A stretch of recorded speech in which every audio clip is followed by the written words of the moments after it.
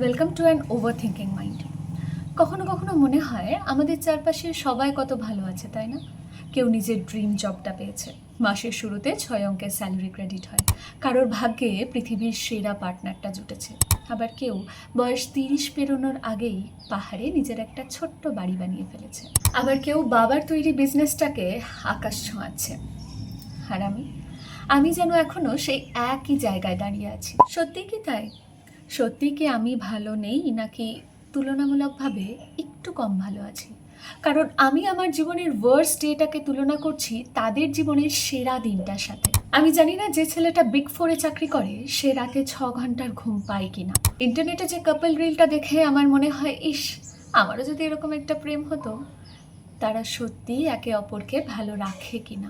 আমি জানি না পাহাড়ের সবচেয়ে উঁচু বাড়িটায় সর্বোচ্চ সুখ আছে কিনা। আসলে আমরা কারোর জীবনের ঠিক ততটাই দেখি যতটুকু তারা আমাদের দেখাতে চায়।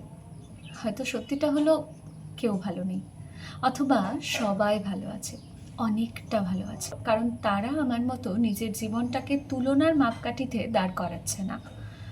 তাই হয়তো একটু থামা দরকার। সবাই কোথায় পৌঁছে গেছে না দেখে আমি কোথার থেকে শুরু করেছিলাম সেটা দেখা দরকার। Honestly, life is not a race, and you are not an athlete to যাকে সববার আগে ফিনিশ লাইনে পৌঁছতেই হবে।